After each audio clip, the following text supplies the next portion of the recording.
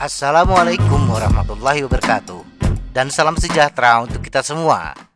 Bagi pesepeda yang fokus pada tujuan kompetitif atau yang ingin menaklukkan tanjakan curam, meningkatkan FTP (Functional Threshold Power) adalah satu keharusan.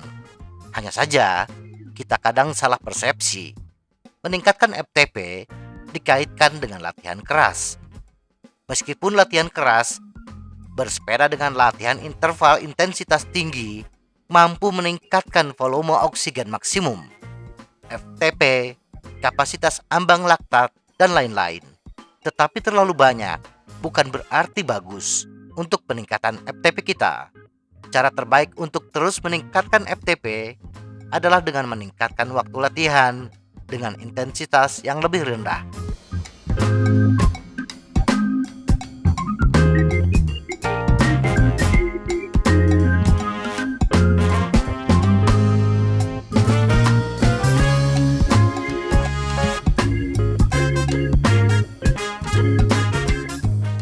Berlatih lebih keras tidak selalu lebih baik. Penting untuk dipahami bahwa setiap latihan memiliki rasio biaya terhadap manfaat. Biaya latihan adalah ketegangan fisiologis yang terjadi pada tubuh dan waktu yang diperlukan untuk pulih.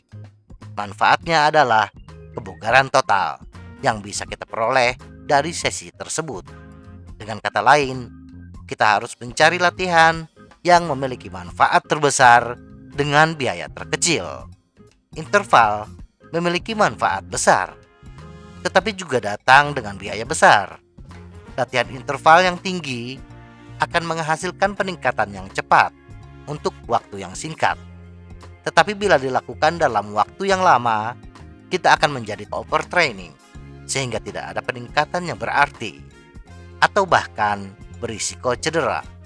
Di sisi lain, latihan zona 2 juga memiliki manfaat besar bagi kebugaran, tetapi dengan biaya yang jauh lebih kecil.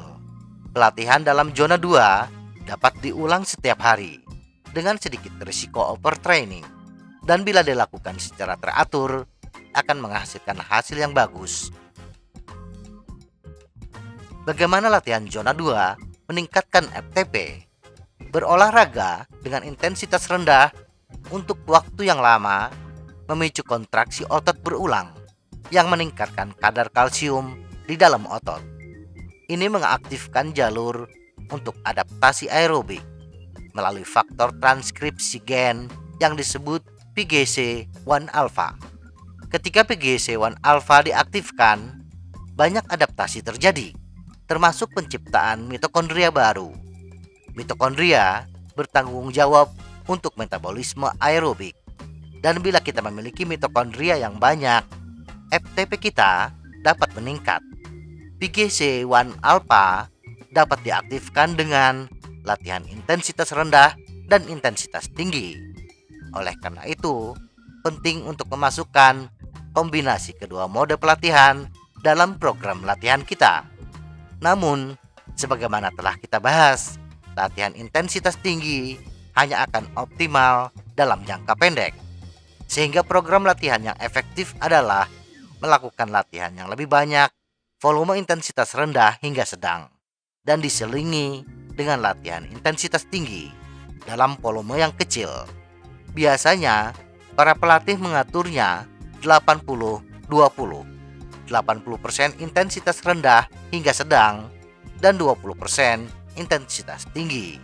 Bila kita perhatikan, kebanyakan pesepeda profesional hanya berlatih pada intensitas yang lebih tinggi 5-15% dari total waktu latihan yang dihabiskan. Sisanya dihabiskan dalam zona intensitas rendah hingga sedang. Misalnya kita berlatih 500 menit per minggu, maka alokasikan hanya 25 hingga 75 menit berlatih dengan intensitas tinggi. Sisanya 425 hingga 475 menit berlatih dalam intensitas rendah hingga sedang. Dan ini tidak hanya berlaku untuk para pesepeda profesional, tetapi berlaku juga untuk kita, pesepeda amatir. Jadi, Jika kita ingin meningkatkan kebugaran bersepeda kita dengan sedikit risiko, salah satu cara terbaik untuk dilakukan adalah dengan meningkatkan volume latihan dengan bersepeda pada zona 2. Selain itu, latihan kita juga harus dikombinasikan dengan latihan interval yang ditentukan dengan tepat. Semoga informasi ini bermanfaat. Tetap sehat. Salam goes.